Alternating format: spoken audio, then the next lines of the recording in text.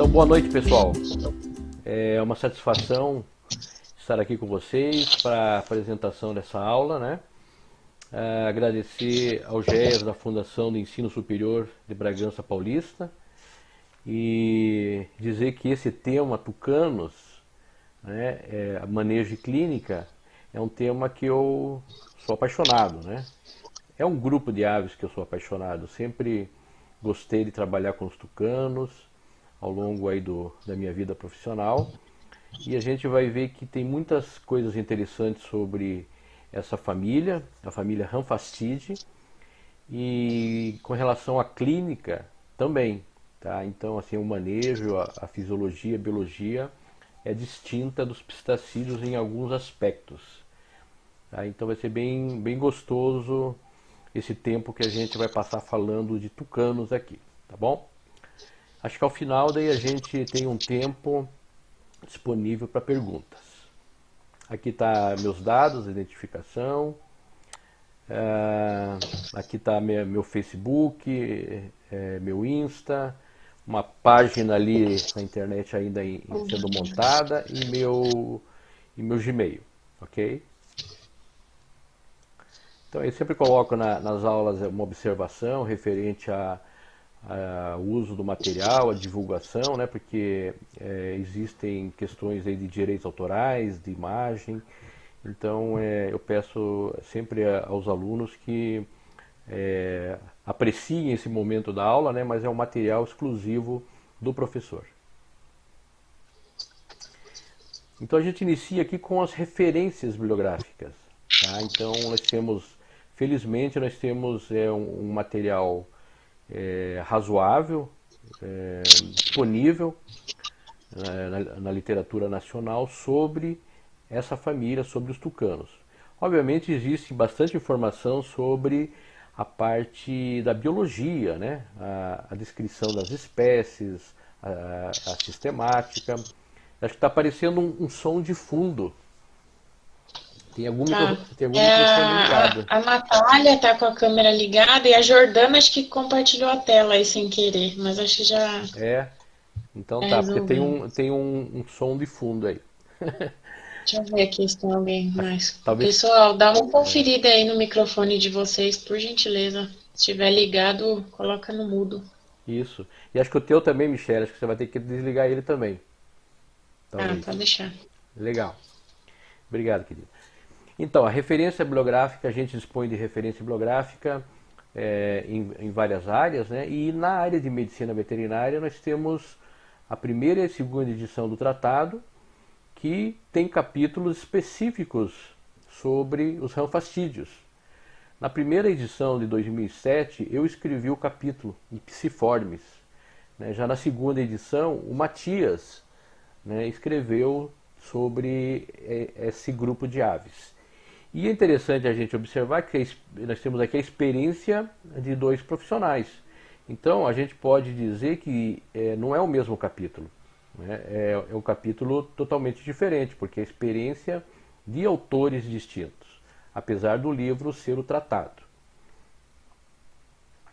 Então a gente já vai encontrar tucanos em cativeiro em quais situações, né? A gente já vai encontrar tucanos em zoológicos e criadouros, como é o caso aqui, nós temos uma imagem bonita do Parque das Aves, né? Em que os tucanos eles mantêm contato com os visitantes. Essa é uma estratégia muito boa de educação ambiental. E existem também situações que o clínico se depara na clínica de animais de companhia com tucanos, né? E precisa fazer um atendimento. Então, eu acredito que essa aula ajude vocês em qualquer uma dessas situações. Então, vamos ver onde que vive, né? Onde que vivem os tucanos. O habitat e a distribuição dos tucanos. Então, eles existem desde o México até a região norte da Argentina. Tá? É uma ave neotropical. São aves, né? Porque nós vamos perceber depois, vamos ver ali que tem várias espécies de rânfastídeos.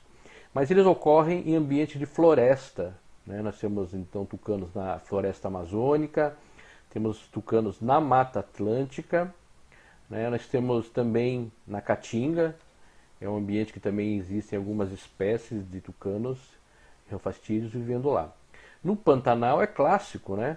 É clássica aquela foto do ambiente pantaneiro com tucanos. Então vocês sabem que no ambiente do Pantanal também vamos encontrar ranfastídeos. E na floresta araucária, na região sul do Brasil, nós também encontramos o tucano de bico verde, uma espécie mais meridional. Quais são os hábitos dos tucanos, dos ranfastídeos? Tá? Então nós temos aqui na foto superior tucano toco, e aqui nós temos o araçari banana. Então a gente vai ver que essas aves elas ocorrem em florestas, em ambientes naturais, mas muitas espécies estão urbanizadas, elas se aproximam, né, do ambiente humano e elas interagem muitas vezes com pessoas, como na foto de baixo, onde esses araçaris estão num telhado, né? Deve ser uma propriedade rural ou uma cidade mesmo. Então eles tendem a viver em bandos na natureza.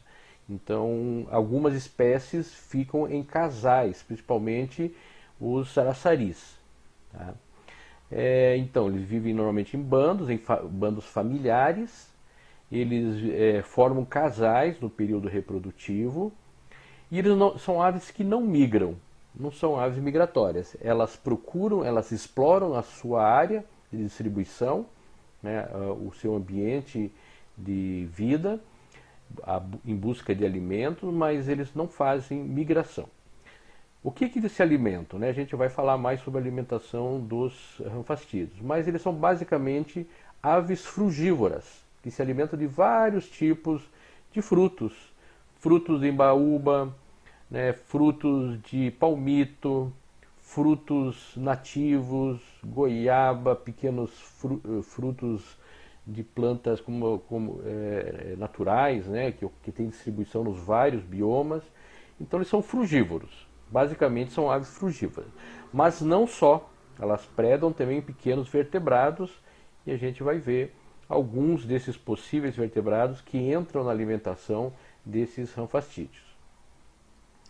Então a taxonomia, isso aí, essa área é uma área assim que existem divergências em termos de quantidade de espécies, até porque essas espécies elas mudam muito a classificação conforme as revisões sistemáticas. Então existem 6 gêneros de ranfastídeos, então é família ranfastídeo, ordem Pisciformes. Dentro dessa ordem dos pisciformes entram também os tucanos e os pica-paus, né? E os tucanos e os araçaris na ranfastide. Tá? Então são 6 gêneros. Esse número de espécies é muito variável conforme o autor, a sistemática, variando de 33 até 41 espécies. Algumas espécies, por alguns autores, são consideradas subespécies. Por isso que há essa variação nesse número de espécies consideradas. No Brasil nós vamos ter em torno de 22 espécies. Tá? Então, dentro desses 6 gêneros, aí nós vamos ter os gêneros dos pequenos ranfastídeos, que são os araçaris, né? Os tucaninhos. Então, nós temos o aulacorrinco, 6 espécies, os pteroglossos, 3 espécies, bailônio só tem uma espécie, só o araçari banana, e andígena, que também ocorre nessa região mais montanhosa e também na floresta amazônica, selenídera ou selenidera, 6 espécies, os ranfastos, que são os tucanos verdadeiros. Aqui nós temos o tucano toco, que é o ranfastus toco. Aí nós temos uma imagem de uma ave em voo, tucano toco, que é o maior dos ranfastídeos, tá? E que ocorre em várias partes do continente sul-americano. As Guianas, do Brasil, Bolívia, Paraguai, até ao norte da Argentina. E aqui embaixo nós temos uma foto do ranfastus vitellinus, tucano de bico preto, tá? Que ocorre na Venezuela, Guiana e no Brasil, na Mata Atlântica e também na floresta amazônica. Aqui já dá para ver, nós vamos falar depois na nidificação, Essa foto aqui é muito interessante, que a gente vê que eles estão ocupando uma abertura, um buraco de árvore para fazer seu ninho. E é assim o tipo de ninho dos tucanos. E aqui é um casal e eles estão aqui, esse aqui está se alimentando, ele trouxe uma semente, um fruto para ela. Então aqui nessa foto é interessante que a gente já percebe o tipo de ninho, o ambiente que ele vive, floresta e o tipo de alimentação.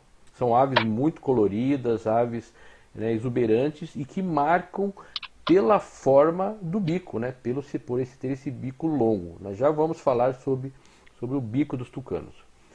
Temos aí, então, aqui na região sul também, sul do Brasil, ranfastos de coloros, tucano de bico verde, que ocorre na Mata Atlântica, Brasil, Paraguai e Argentina. É uma espécie um pouco menor que o tucano toco. O tucano pode pesar em torno de 550 gramas, mais ou menos, né? E esse tucaninho, esse tucano de bico verde, ele é menor. Ele pesa menos que isso aí. Aqui uma espécie que é exótica para nós do Brasil, que é o tucano sulfuratus, ranfastos sulfuratus. Eu coloquei essa imagem porque é muito frequente a gente ver em fotos, em filmes, né, esse tucano. Ele tem um bico muito bonito, bem colorido, né, uma variação de cores, e ele aparece muito em filmes, e a distribuição dele é mais do México, a Colômbia, então é mais fácil de encontrar esse tucano nos Estados Unidos, né, até como um animal de companhia. Daí aqui no Brasil, né, na nossa região, aqui no Parque Nacional do Iguaçu, no estado do Paraná, nós temos aqui o araçari banana, olha a cor bonita, né? Ele tem uma cor de banana mesmo, né? Não é à toa que recebeu esse nome, Bailonius bailoni. E ao lado nós temos o araçari poca. Essa ave ela tem dimorfismo sexual, coisa que a gente tem dificuldade nas outras espécies. Normalmente os tucanos, os ranfastídeos, vamos chamar assim, eles são monomórficos, então a gente não há diferença, né, na plumagem.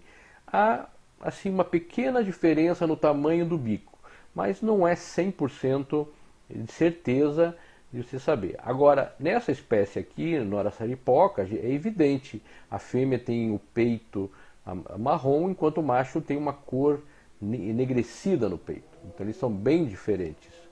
Nós temos o dimorfismo.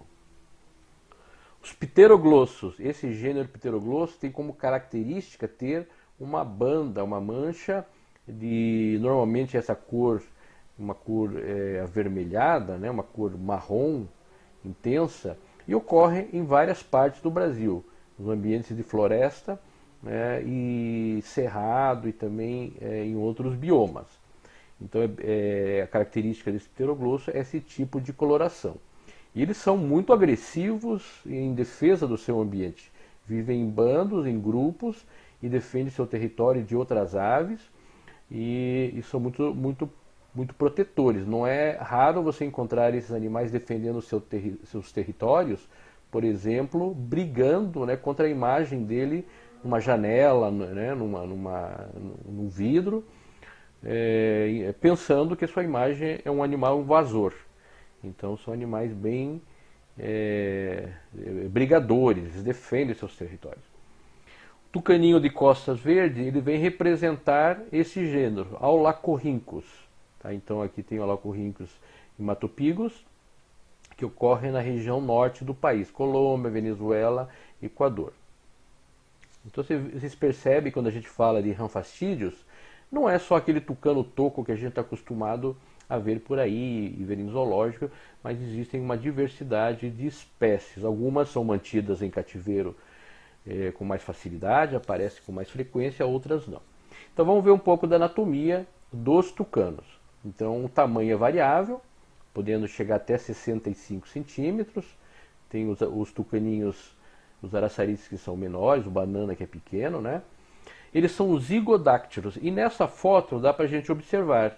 Então, se a gente ver esse animal empoleirado, a gente vai perceber que tem 2 dedos para frente e 2 dedos para trás. Isso chama-se é um animal zigodáctilo.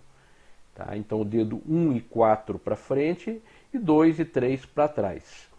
As asas são curtas, tanto é que o voo dessa ave é um voo, parece até difícil, né? Ela se esforça bastante para fazer um voo curto. Então não é uma ave de voo longo, não. Ela vai de uma árvore a outra, né? E na parte alta da floresta, mas não é costume a gente ver essa ave voando longas distâncias. São monomórficos, com algumas exceções, como eu já falei, e tem a clavícula separadas, tá? Peso do fígado, 2,5% a 3% do peso. Eu coloquei esse dado em relação ao fígado, porque a gente, lá nas enfermidades, a gente vai ver que essas aves são muito suscetíveis a problemas hepáticos. E na necrópsia é importante você saber avaliar o fígado. Então, um pouco mais da anatomia. Eles têm ainda o intestino curto, ausência de englúvio, então, tucano não tem papo, tá? E também não tem seco. Então, isso aqui, nós temos aqui o estômago e o intestino, e aproximadamente aqui um tucano toco de 30 centímetros. Bem curto, né? Muito curto. O ventrículo dele é pouco musculoso, não é que nem um ventrículo de galinha, por exemplo, que é bem musculoso, e a coilina na galinha, né, ela é bem grossa, ela é bem desenvolvida. Já nessas aves, a coilina, aquela camada de coilina que reveste o estômago, ela é muito fina. Essas aves têm vesícula biliar, diferente dos pistacídeos, e a vesícula biliar é alongada, tá? Outra característica. O trânsito intestinal varia muito, mas não passa de 1 hora, é um pouco mais de 1 hora, 20 a 70 minutos. O que isso significa? O que a ave come agora, em poucos minutos ele é excretado. Então é uma ave que tem um trânsito intestinal muito rápido e que não pode ficar muito tempo sem comer. Tá bom? Vamos lá. Então o jejum nessa ave deve ser o mais curto possível, no caso de procedimentos anestésicos, cirúrgicos, né? Então o bico é longo, varia conforme a espécie, podendo chegar a 23 centímetros, 25 centímetros, mas apesar desse tamanho todo, o bico dos tucanos é um bico leve, e a gente vai ver depois, acho que na próxima imagem, de como ele é formado. Então a língua é fina, outra característica. Então a língua é muito fina, ela parece até uma pena. Tanto é que o gênero Pteroglossus significa língua na forma de pena. Então é uma língua muito fina. As narinas ficam na base da rinoteca. Então essa parte superior, né, é chamada de rinoteca e a parte inferior é a gnatoteca. Então isso aqui é a ranfoteca, essa estrutura que a gente chama de bico é a ranfoteca, formada pela rinoteca e gnatoteca. Então lembrando que as narinas ficam na base da rinoteca e isso deve ser observado no momento da contenção, para evitar que o manipulador segure a ave pelo bico, obstruindo a narina, podendo levar a ave a uma insuficiência respiratória e até a morte. Então, muito cuidado na forma de segurar essas aves. Aqui nós temos uma imagem da raio-x que mostra, né, a estrutura da rinoteca, da gnatoteca, ou seja, da ranfoteca, e é uma estrutura porosa. Então ela é formada por um revestimento córneo, essa parte colorida é muito fina, é uma parte muito fina de tecido córneo, o mesmo material que forma nossas unhas, o cabelo, e um osso poroso interno que dá essa estrutura armada. Então ele tem osso, tem como se fosse unha, né? E dentro dessa estrutura viva, nós temos vasos e nervos mantendo esse tecido.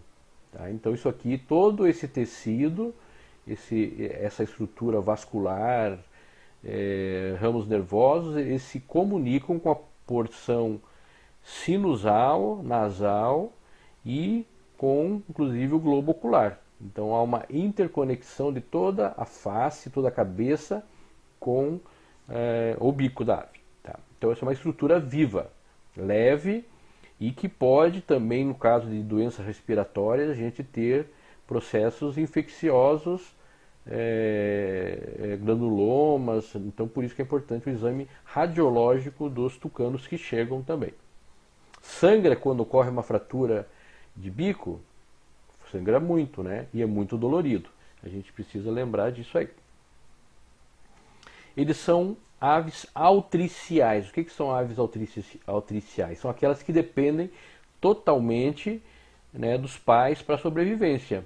Já as precociais, elas nascem, saem do ovo, já acompanhando os pais. Por exemplo, o pintinho é um precocial. Ele já sai caminhando. Essas aves ficam no ninho durante algum tempo e elas não têm penas quando nascem. Então elas precisam dos cuidados maternos e paternos para a sua sobrevivência. Uma coisa interessante sobre os ranfastídeos é que os filhotes têm essa almofada társica, né, no tarso metatarso, que faz com que proteja essa região no ninho. A gente vai ver o tipo de ninho deles e que eles não escorreguem. É bem interessante, né? Eles nascem assim, olha a pele, percebam a pele como ela tem brilho, né? Então isso demonstra saúde. Como os tucanos não têm papo, eles não têm glúvio, o alimento ele vai direto para o estômago. Então passando do esôfago para o estômago. À medida que ele é alimentado, a gente vai, ao invés de, como nos pistacídeos, ver um aumento do glúvio, a gente vai ver o abaulamento dessa região cilomática abdominal. Essa outra característica dos ranfastídeos. Eles vivem muito tempo? Sim, então, podendo chegar até 25 anos, ou pelo menos deveriam viver muito tempo. E a gente vai perceber que na nossa realidade, em zoológicos, em criadouros, a gente não tem os animais vivendo tanto tempo assim. E a gente vai saber por que isso. Então em cativeiro pode ser menos, mas deveria viver pelo menos uns 15 anos. Tá? No mundo, em 2010, foram reproduzidas 36 aves de 782 que existiam em cativeiro. Então se percebe quase nada, a reprodução desses animais em cativeiro é muito pequena. Né? Então a propagação dessa ave em cativeiro é ainda um grande desafio para nós. Frequência respiratória variável, 15 a 45 por minuto. Frequência cardíaca podendo ir até 165, 130 a 165 batimentos por minuto. Mas, obviamente, quando o animal é contido para o exame físico, o estresse, né, a ativação do sistema nervoso autônomo simpático faz com que a frequência cardíaca aumente bastante. E o que eles comem na natureza? Então a gente já tinha comentado isso, né? Que eles são frugívoros primários, mas são faunívoros oportunistas. O que significa isso? Significa que eles comem frutas, em geral. Mas tendo uma chance, tendo a possibilidade, eles vão pegar filhotes e invertebrados e vertebrados, tá? Que seja possível se alimentar. Então, que tipo de frutos que eles gostam? Frutos de embaúba, coquinhos de palmeira e de palmito, frutos de figueira, de goiabeira. Aqui eles têm um tucano de bico verde visitando, né, uma bananeira. Tá? Então se percebe que onde tiver frutos ele vai lá buscar. E esse bico dele é um bico forte, é um bico que consegue abrir uma banana e se alimentar. Uma coisa interessante é que eles gostam de frutas verdes, e as frutas verdes têm adstringentes, tanino, e isso ajuda, dificulta a absorção de ferro, e a gente vai ver que o ferro é um problema na alimentação dos ranfastídeos. Então eles também se alimentam de insetos pequenos, anfíbios, répteis, uma lagartixa. Aqui tem uma imagem de um tucano bico verde se alimentando de uma aranha. Tá? Esse outro pegou um filhote de aves. Aqui na região de Foz do Iguaçu é muito frequente esses ninhos de guache. É um passeriforme, um icterídeo, uma ave que faz ninhos assim, como se fossem sacolas, um saco. E os filhotinhos ficam lá dentro. É uma estratégia para fugir da predação dos tucanos, porque é muito difícil o tucano acessar esses ninhos pendurados. Mas mesmo assim, algumas vezes eles conseguem acessar o ninho e pegar os filhotes lá dentro. Tá? Nutrição, em cativeiro agora, né? Então, durante muito tempo a gente sofreu com esse problema da dieta de anfastídeos, a dificuldade de ter uma dieta com baixos índices de ferro e com uma qualidade nutricional muito boa, né? E ao longo do tempo foram desenvolvidas algumas dietas caseiras, mas isso passou a ser abandonado lá pela década de 2000, né, quando começaram as primeiras rações próprias para tucanos. Então aqui você tem pelo menos aqui 6 marcas de ração, né, de empresas que produzem ração específicas para tucanos. E há outras marcas também, né, que produzem ração para tucanos, e o que facilita demais a vida do tutor e também das pessoas, dos profissionais, dos zootecnistas, né, que trabalham em zoológico e precisam oferecer uma dieta balanceada e equilibrada. Aqui tem uma dieta própria para tucanos, né, extrusada, né, e as aves apreciam bastante esse tipo de alimento, né, não há nenhum problema em acostumá-las com esse tipo de dieta balanceada. Então, basicamente, a alimentação em cativeiro ficou muito facilitada. Então, esse alimento extrusado, ele já tem níveis adequados de proteína, níveis adequados de fibras e de gordura, eles vêm com níveis adequados de cálcio, girando em torno de 1%, e com baixo teor de ferro. Tá? Então isso que é bem importante. Ele vem com probióticos, prebióticos, enzimas digestivas, tudo isso facilita a manutenção e a criação desses animais em cativeiro. Isso é tudo? Não, obviamente que ainda essas dietas precisam ser cada vez mais aperfeiçoadas, né?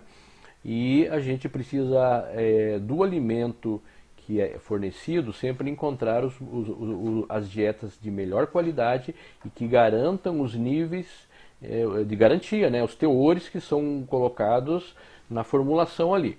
Então isso é uma coisa muito importante, a qualidade, né, da ração.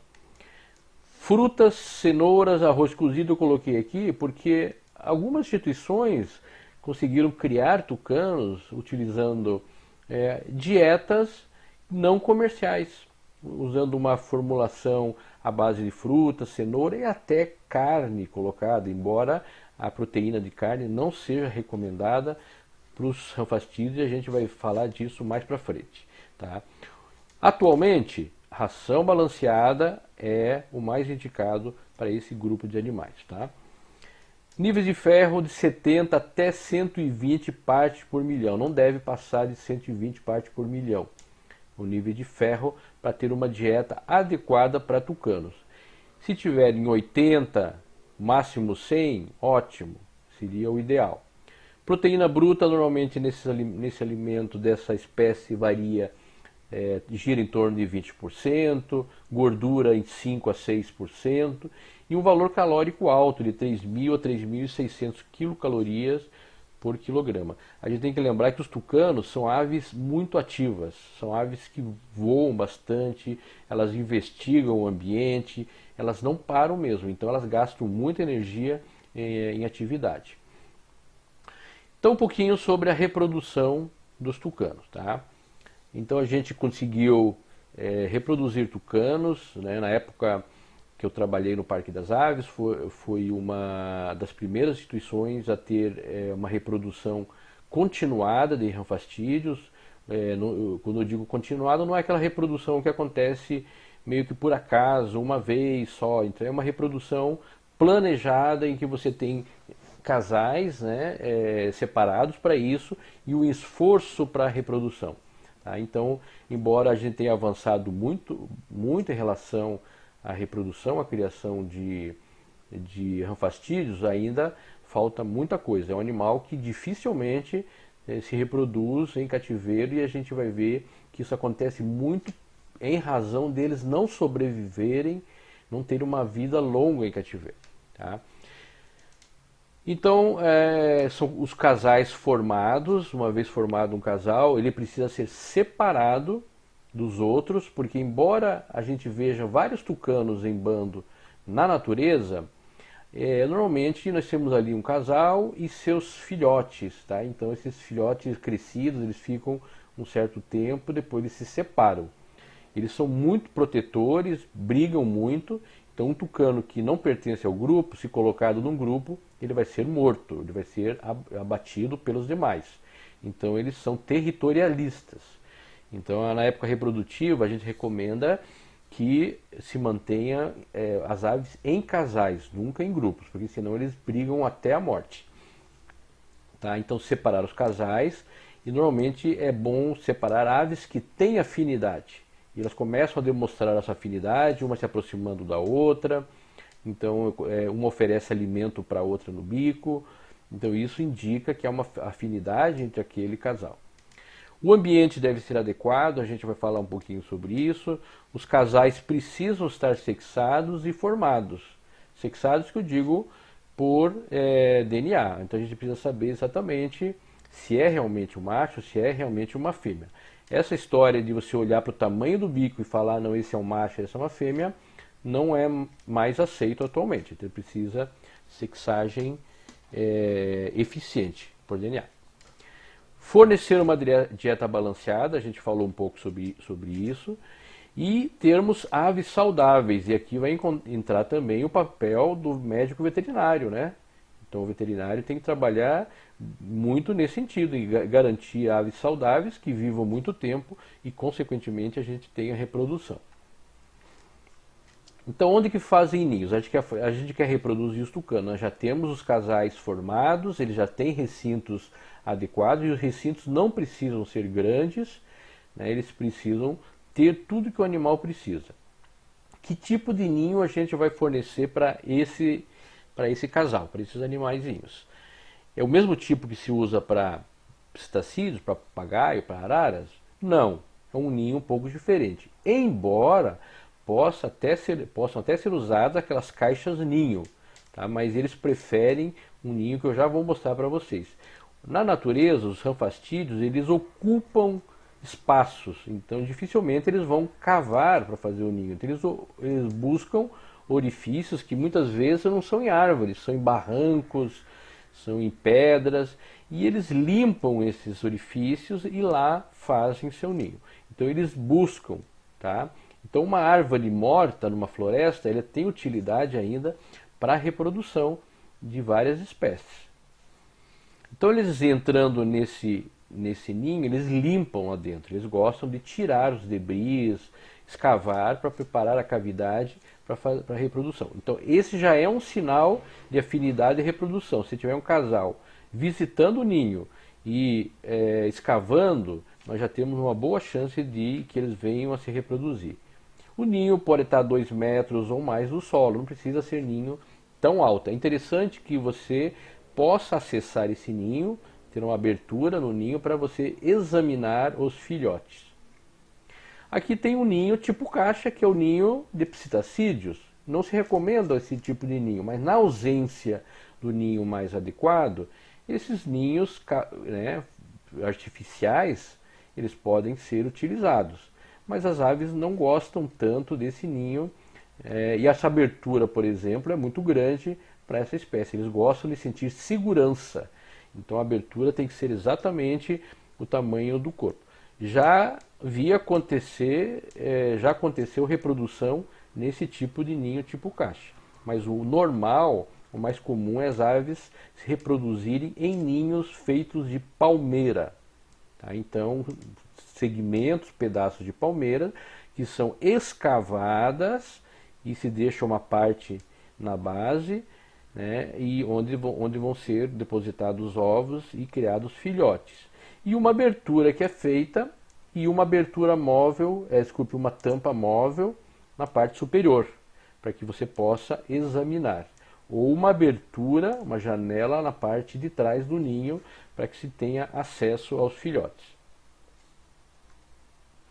Então aqui temos um desenho de uma palmeira cortada e sugestões. Aqui eu tenho recomendações do Jerry Jennings, né? Ele um criador na Califórnia, é o criador que na década de 90 e de lá para cá é o que mais criou tucanos fora do Brasil, né? Então, naquela época, quando o Jerry Jennings veio até o Brasil, ele entregou essas informações importantes, né? Ó, então, para o tucano, um ninho que tenha até 1 metro de comprimento, 70 centímetros a 1 metro de altura, 20 a 30 centímetros de diâmetro interno, tá? E abertura com 8 a 10 centímetros.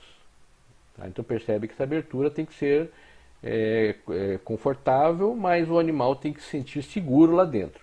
É como se nenhum predador pudesse entrar por esse orifício. Os araçaris já precisam de um ninho um pouco menor. Eles podem ter o mesmo 1 metro ou 70 centímetros, 12 a 15 centímetros do diâmetro interno e 6 a 7 centímetros de abertura. Outra coisa, o ninho pode ser colocado inclinado em 45 graus ou de pé, tá? Qualquer forma. Então a reprodução ocorre de agosto a fevereiro, normalmente primavera, verão. Eles botam 2 a 4 ovos, tanto macho quanto fêmea incubam, mas a fêmea incuba mais que o macho.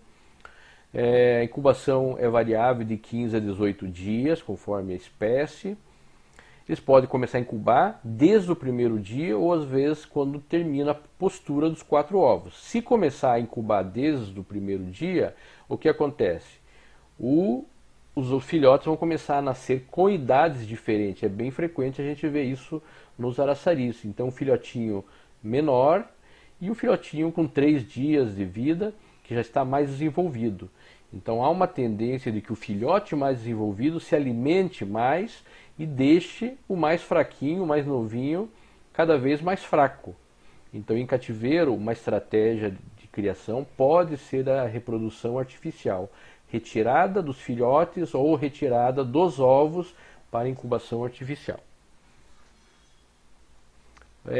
Outra coisa que se observa também é que eles têm mais facilidade de criar filhotes menos filhotes. Então, assim, 2 filhotes, normalmente o casal consegue criar sem problema. Quando tem 4 filhotes, os menores tendem a não sobreviver. Okay? A sobrevivência dos filhotes de ranfastos, dos tucanos, é baixa em cativeiro. Isso é uma coisa que preocupa. Já os araçaris, os menores, eles têm uma sobrevivência maior, até 80%. Tá? E por que eles morrem nos ninhos? Né? Qual é a causa? Tá, então, predação pelos pais é um dos problemas. Animais que ficam muito estressados, os adultos, por algum motivo, presença de pessoas, insegurança, falta de uma alimentação mais proteica, eles podem matar os filhotes. E não é raro acontecer isso. Impactação gástrica é um problema comum, ou seja, o filhote acaba comendo a comidinha que os pais trazem, e daí ali vem com madeira, com folha, com um monte de coisa, e isso pode levar a impactação gástrica e morte. E doenças bacterianas, né, infecções, então são causas frequentes, inanição, desidratação, são causas de morte de filhotes no ninho. Então, a gente percebe que é difícil a formação de casal, o início da reprodução, e a reprodução, o nascimento, e também a sobrevivência dos filhotes. Tá? Então, se vocês tinham a expectativa de que tucanos seriam fáceis de criar como os pistacídeos, já estão desapontados, né? Porque eles não são muito fáceis, não. Então, os pais devem receber alimentos ricos em proteína, uma coisa importante, 20% ou até mais de proteína. Na época de reprodução, se recomenda fornecer mais fonte proteica. Por exemplo, clara de ovo cozida, neonatos de roedores, invertebrados, por exemplo, insetos, né? Alimento sempre disponível. Outra coisa também é que não deixar faltar comida. Vocês estão me ouvindo? Michele? Sim, tudo certo. Ok, então. Obrigado. Então, fornecer tenébrio, baratas criado em grilos, criado em cativeiro, como uma fonte extra de proteína. Os pais precisam estar satisfeitos e bem alimentados. Se faltar comida, eles vão matar os filhotes. Tá? Outra coisa, os alimentos sejam oferecidos em pedaços pequenos e pode-se dar frutos sem casca, mas também pode ir com casca. Por exemplo, banana, ela pode ser com casca. Obviamente que a gente deve fornecer uma alimentação com ração balanceada, mas existe um percentual menor de frutas e outros alimentos que deve ser dada, né, para enriquecimento ambiental e também para fornecimento de outros nutrientes, vitaminas, hidrossolúveis, etc. Então, só a alimentação com ração é um pouco desaconselhável. Então, uma possibilidade é a gente tirar os filhotes e criar tirar os ovos e criar numa incubadora. Dá para fazer isso? Dá. Requer uma experiência, obviamente, mas isso é possível fazer. Tá? E é possível a gente retirar filhotes para garantir a sua sobrevivência e criá-los na mão.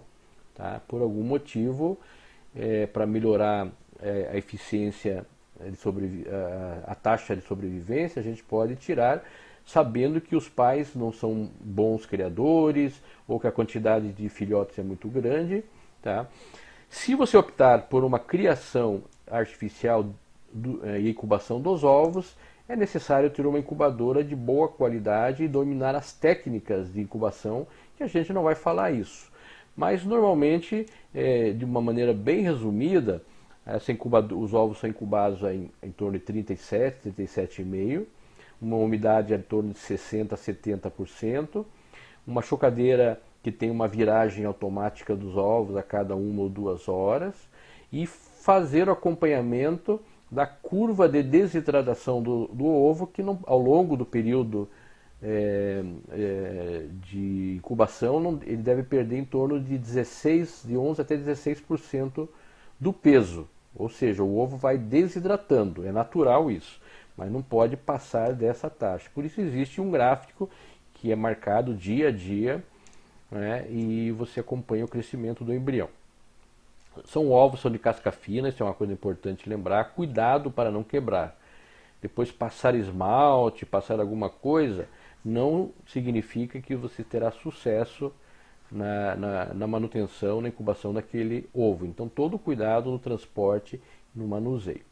E é interessante de tempos em tempos fazer uma ovoscopia para você avaliar a viabilidade desse ovo, se existe um embrião formado, se ele está vivo ali. Então, isso são cuidados da incubação geral, de aves de modo geral. A gente pode também retirar os filhotes dos pais e mantê-los numa UTA. Isso acontece por vários motivos, né? Algo planejado, isso pode ser uma medida planejada, ou às vezes em situações em que um filhote fica doente, fica desidratado, e a melhor forma de tentar a sobrevivência desse filhote é retirá-lo dos pais e fazer uma hidratação artificial, mantê-lo numa temperatura adequada dentro de uma UTA. Tá? Então, se a gente fizer isso, a gente vai manter ele nos primeiros dias, logo que o filhotinho nasce, né? Em temperaturas mais próximas a 37 ou 38 graus. Por exemplo, primeiro, segundo dia de vida, temperatura de 37 graus. Porém, à medida que os filhotes vão se desenvolvendo, aqui nós temos filhotes de araçaris, aqui eles não têm pena alguma e os olhos estão fechados. Então eles precisam de temperatura em torno de 38 graus. Depois a gente vai baixando essa temperatura gradativamente nos dias seguintes, semanas seguintes, para 35 graus, 32, vai observando o comportamento dos filhotes dentro dessa UTA, ver se ele está passando frio ou calor. Isso precisa ser ajustado. Tá? Aqui nós temos, desculpe, aqui são tucanos mesmo. São tucanos tocos com 4 dias. Então aqui 2 filhotes apenas. Aqui sim, araçari castanho, 4 filhotinhos, 3 dias de vida. Então algumas características reprodutivas. Eles abrem os olhos com 21 a 28 dias, ficam empenados com em torno de 45 dias, deixam um ninho com 50 dias, 45, 50 dias, de modo geral isso, né?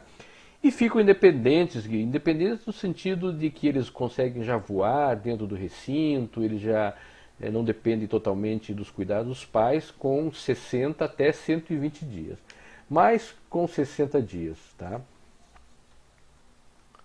Então, uma coisa importante também na criação dos ranfastídeos, como de todas as aves, é a pesagem diária dos filhotes. Só assim a gente consegue saber se está tendo uma boa evolução do peso.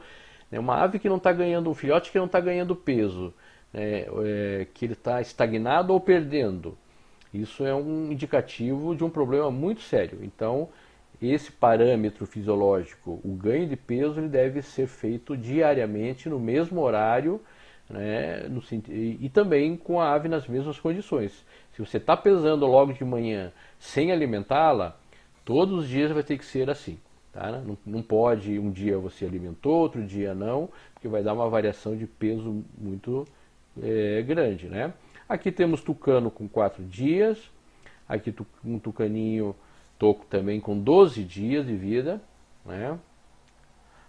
Aqui o filhote já sendo alimentado. Então vocês devem estar curiosos e saber, nossa, como é que a gente alimenta o filhote de tucano? Como que é isso? Tá? Então eles apresentam o mesmo reflexo de pedir alimento que os filhotes de papagaios, periquitos, calopsitas, etc., né, fazem aquele movimento de deglutição.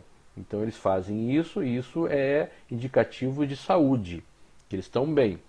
Existem ração de filhotes que a gente pode fornecer ou a própria ração de adulto amolecida, batida, né, e que passe por uma sonda ou pela seringa.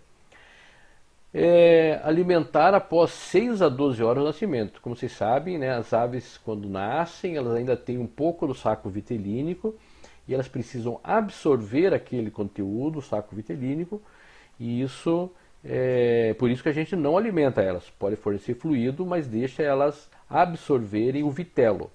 Tá? No início a gente faz a alimentação de hora em hora, para que não desidrate, e o alimento ele é muito líquido, ele é muito fluido, então precisa de mais frequência na alimentação. Depois vai diminuindo a frequência, tá, ao longo do tempo, e a consistência da papinha também, que vai ficando mais grossa. Tá? E já com uma semana de vida ele já consegue ingerir sólidos. Então, se você puder fornecer alguma fonte de proteína, como por exemplo clara de ovo cozida, é uma boa. Tá? E outras fontes de proteína. Então a gente pode alimentar com sonda rígida, mas aquela sonda flexível, que não aparece muito bem nessa imagem, mas vocês estão vendo aqui, é bem útil na alimentação, ela não machuca e ela desce com muita facilidade. Então sonda flexível ou rígida, eu prefiro, no caso dos ranfastídeos, fazer com a sonda flexível, que tem menos chance de machucar, até porque essa sonda ela vai descer até o estômago. Então eu tenho uma sonda flexível, que vai até o estômago, onde é depositado o alimento. O volume não deve passar de 5% do peso da ave, né, a capacidade estomacal. A gente usa isso como uma norma. Uma ave com 16 dias. Aqui já com 32 dias, um mês já, penas formadas, e já está se alimentando de sólidos. Tá? Outra coisa importante, o alimento tem que ser uma papa morna. Tá? Uma papa morna, para que não haja uma parada, uma atonia do trato digestivo, ou trato digestório. Ok?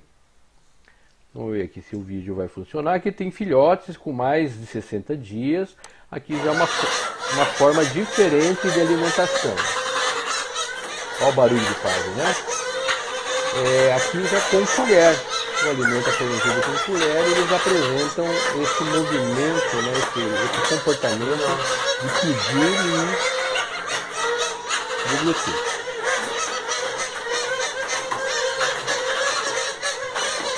o médico veterinário também, ele pode se deparar com situações e as instituições, com situações em que você receba filhotes oriundos do tráfico. Muitas vezes aconteceu isso, a polícia ambiental apreendeu filhotes e leva para as instituições, para os veterinários cuidarem desses filhotes. É importante que você que quer trabalhar com a vida selvagem, quer trabalhar com reabilitação, tenha essa noção, esse conhecimento. Aqui já são filhotes com aproximadamente 60 dias, aqui ele já está, olha, bonitinho, né, com 40 dias. Nós podemos ter filhotes mais fracos ou doentes. Por exemplo, aqui tem dois filhotes com 26 dias, Araçari Banana, mesma idade, são irmãos, mas esse já está mais empenado que esse aqui. Então essa variação individual pode acontecer, né? No mesmo bando, ali no mesmo grupo, você pode ter filhotes mal formados por diversos problemas, enquanto o outro se desenvolve. Aqui nós temos os araçaris com 10 dias e aqui com 26 dias. É importante que você conheça, saiba reconhecer sinais de desidratação, de debilidade. Um filhote aqui com a pele seca, né? Um sinal de desidratação. E a gente percebe que a musculatura e a pele é tão fina que a gente consegue visualizar até os órgãos internos. Olha que interessante. Aqui um araçari castanho muito magro, né? Animais que vêm da natureza, que não foram criados, que foram retirados do ninho pelo tráfico e são levados de maneira clandestina, né? Transportados de maneira clandestina, eles emagrecem, eles adoecem e podem ser levados aos seus cuidados. Então, de instalações varia muito. Que tipo de instalações os tucanos precisam? Depende do contexto e do ambiente que ele vai estar. Se ele estiver num zoológico, ele precisa ter um recinto que seja adequado, né, para a sua exposição. Se é um criadouro que tem a função de reproduzir, mas não expor os animais, os recintos não precisam ter esse tamanho, essa qualidade. Até o manejo dentro de viveiros menores e gaiolas é mais fácil, há menos risco de doenças do que nesses ambientes que são comunitários, em que tucanos estão junto com outras aves. Então tudo vai depender do propósito e da intenção. Se é educação ambiental, se é reprodução, ou se é um animal de companhia, como acontece às vezes, né, nas clínicas especializadas, e receberem tucanos que foram comprados legalmente, né, e precisam de cuidados do veterinário. Então os viveiros têm que ter puleiros. O importante é que a ave possa manifestar o seu repertório comportamental. Então os viveiros com puleiros de diâmetro adequado, tá, que elas possam movimentar os dedos em vários níveis, tá? Então, ou seja, no alto e em uma altura mediana. Não é bom que os tucanos vão para o piso. Por quê? Porque é o local mais contaminado. Então a gente deve fazer todo o esforço para que os ranfastídeos não desçam no chão. Tá? Então o que a gente puder colocar de plantas e arbustos na parte baixa para evitar que eles vão ao solo. Então devemos oferecer puleiros atrativos na parte alta do recinto. Água para beber e para banho. Tá? Não devemos ter tanques fundos ou profundos, porque pode acontecer da ave cair na água e se afogar. Isso pode acontecer sim. E abrigos de intempéries, abrigo da chuva, abrigo do vento, oferecer ninhos para reprodução, né? Telas seguras, outra coisa importante, segura no sentido que não entrem predadores, por exemplo, os gambás, né? Os zoológicos, de modo geral, têm problemas com gambás, já tiveram, quando esses animaizinhos entram dentro dos recintos e matam os animais que estão lá.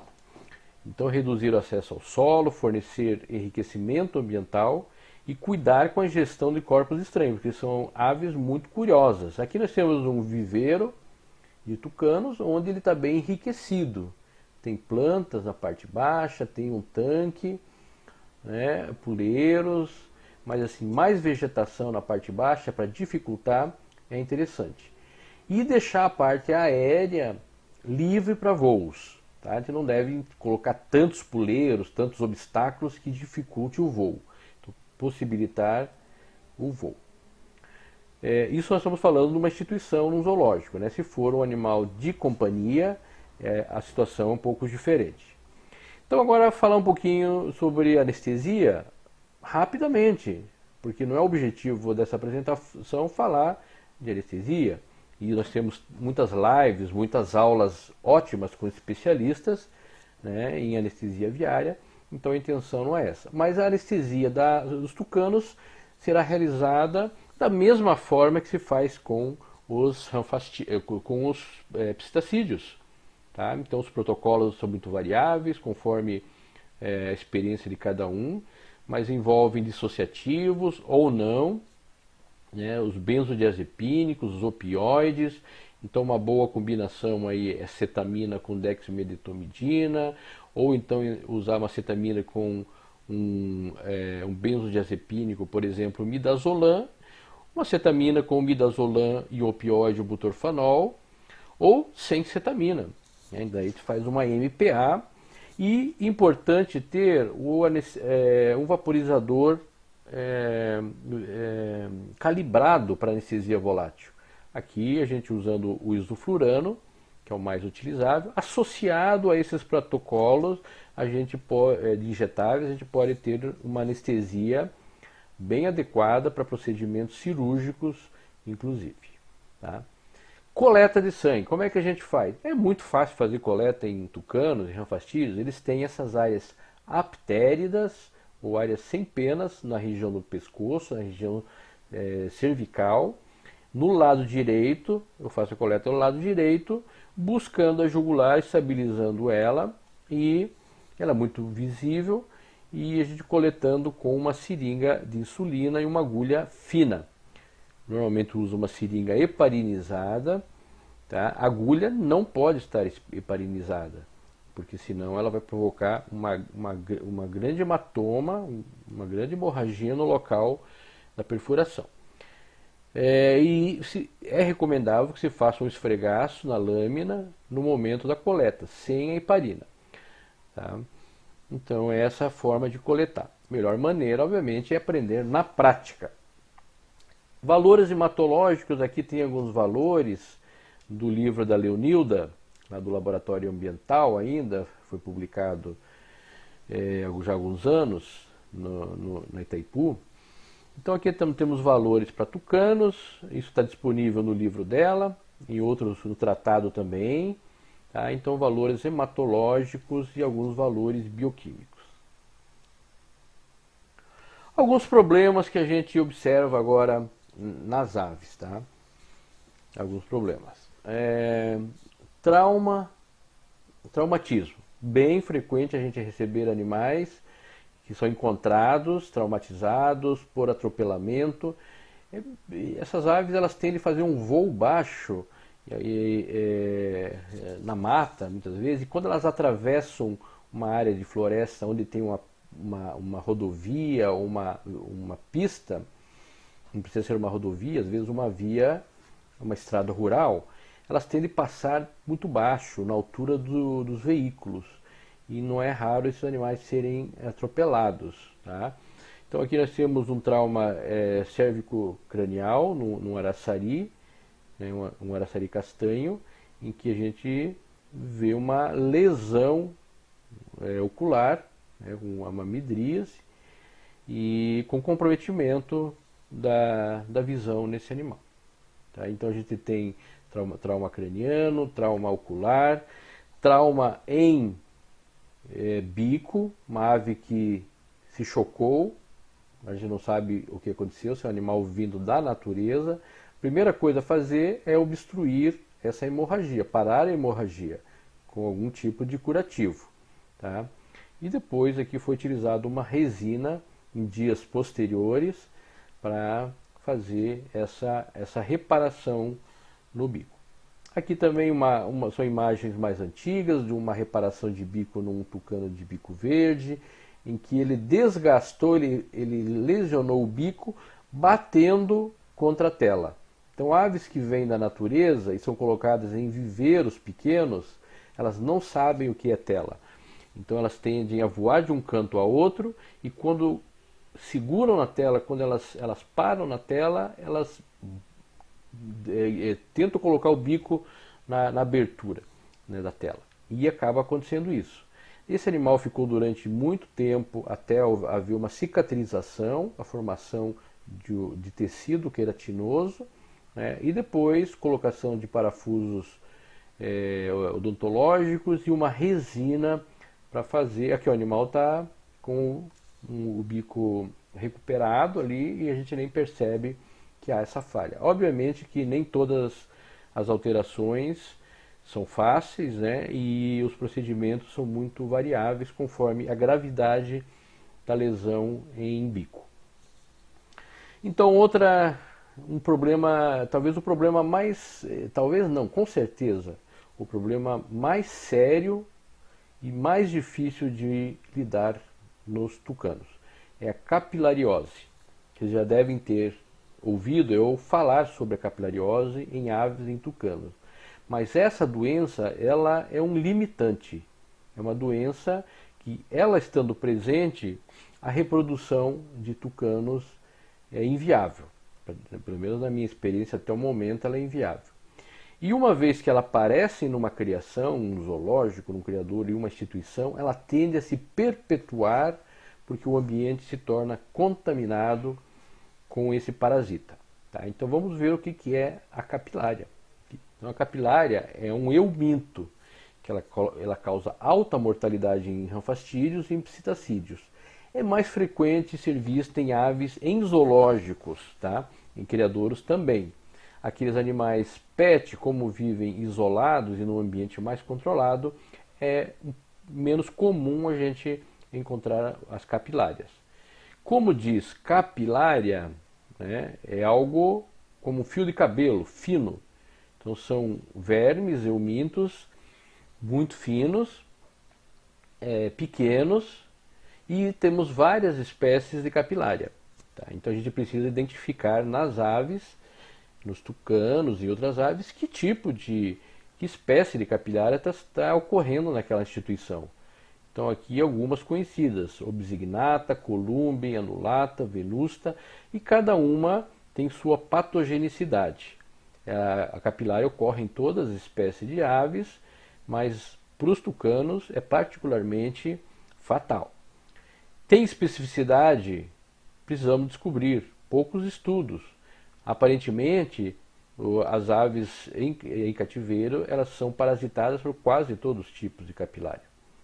E ocorre mais no intestino delgado nessas aves. Em galiformes, a gente pode encontrar capilares até na orofaringe, mas no esôfago, no imblúvio e no seco. É uma doença que pode ser aguda a crônica. É muito variável o curso da capilariose. Então, nessa imagem aqui, a gente vai ver o ciclo de vida. O ciclo dela também é complexo. Conforme a espécie de capilária, ela pode ter um ciclo estritamente indireto. O ovo aqui o ovo de capilária tem essa característica, como se fosse aquela bola de futebol americano. Ele é ovoide, né? Ele é alongado e tem duas estruturas como se fosse um opérculo. E esse ovo excretado, né, pelas fezes, ele vai cair no ambiente e um anelídeo, uma minhoca, precisaria comer esse ovo, o inseto, para depois o tucano se alimentar desse inseto e ser parasitado. Mas a gente encontra algumas espécies de capilares que fazem tanto esse ciclo indireto como o ciclo direto. Cai no solo, atinge uma fase de desenvolvimento larval e maturidade e ele pode já infectar outro hospedeiro. Então o ciclo direto facilita, né, a infecção. Então elas podem estar livres na luz intestinal ou aderidos, a gente encontra esses eumintos aderidos na mucosa e até aprofundados na mucosa do trato digestório. Está causando uma reação inflamatória, uma hemorragia, até necrose dessa mucosa intestinal. Então ela causa uma enterite hemorrágica, às vezes uma enterite serosa, nem sempre é sangue, sabe? E é muito variável o quadro de capilariose.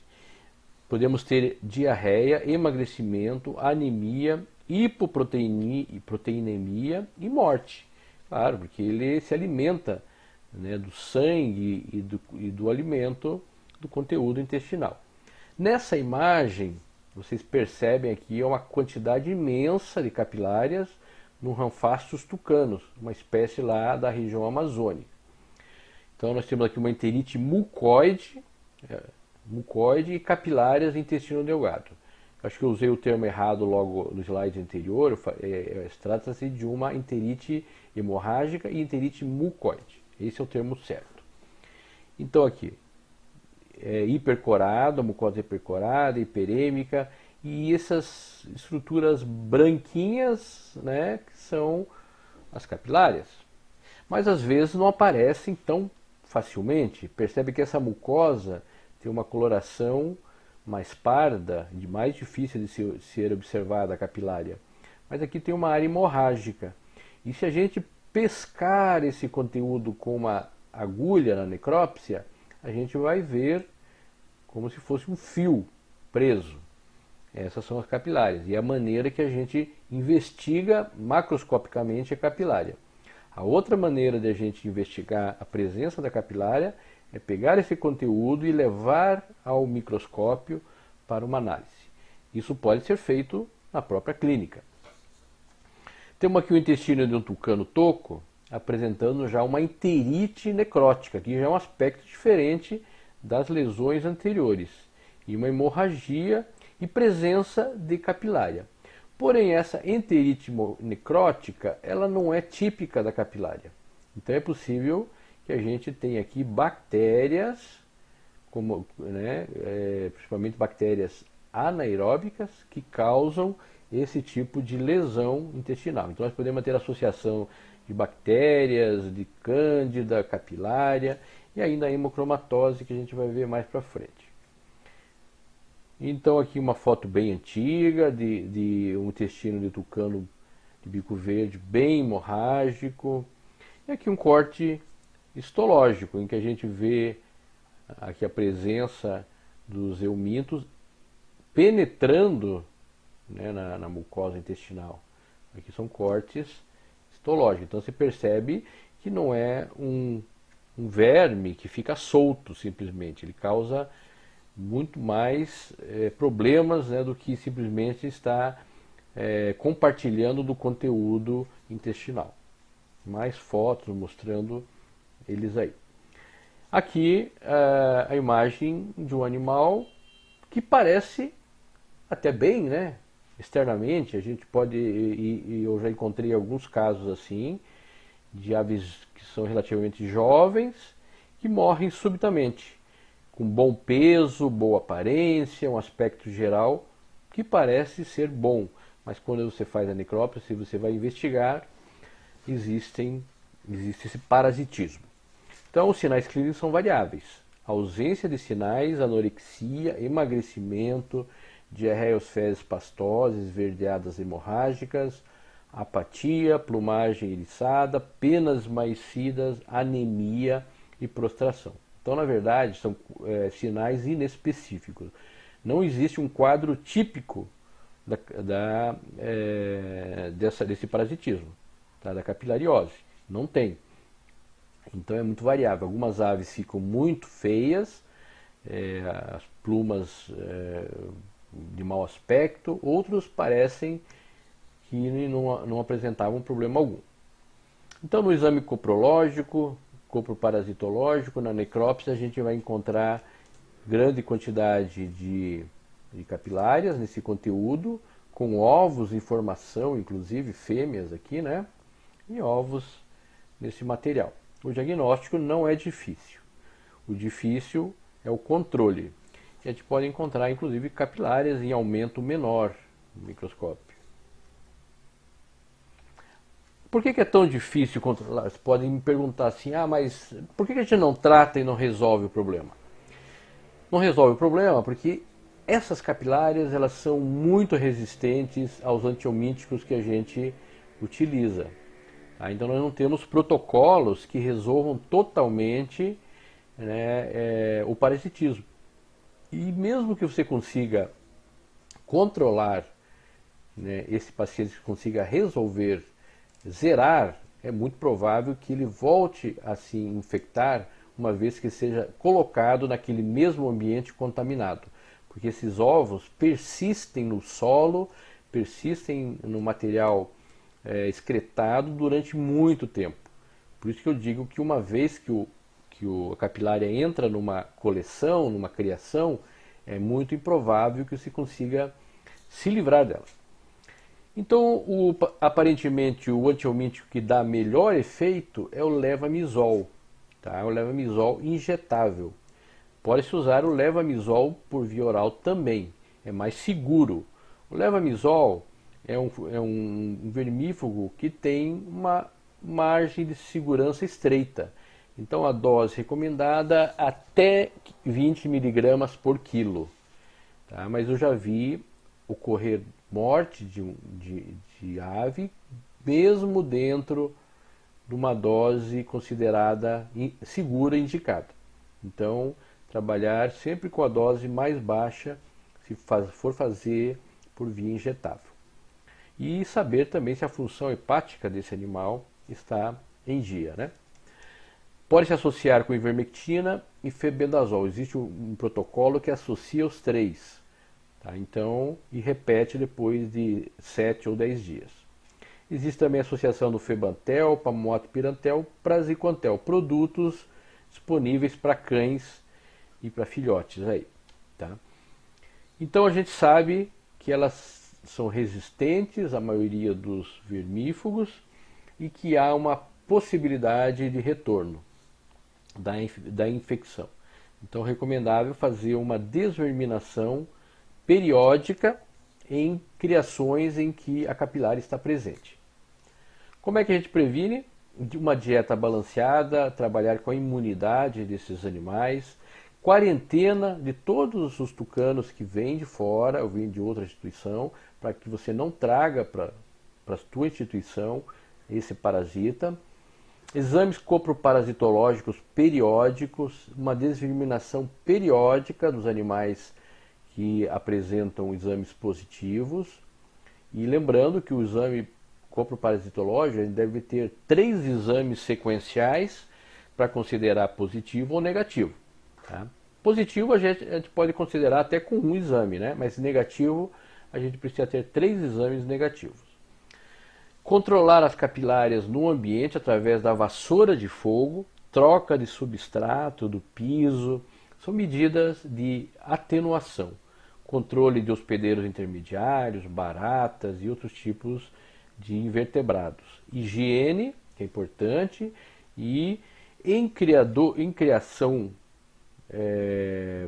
comercial pode-se pensar em gaiolas suspensas, né? Ou algum outro tipo de criação que seja para fins de conservação e não haja exposição. Obviamente que viveiros grandes, com enriquecimento ambiental, mas que os animais não tenham acesso ao solo, ao piso, que é o problema. Ok? E para finalizar, nós vamos falar sobre a doença do acúmulo de ferro.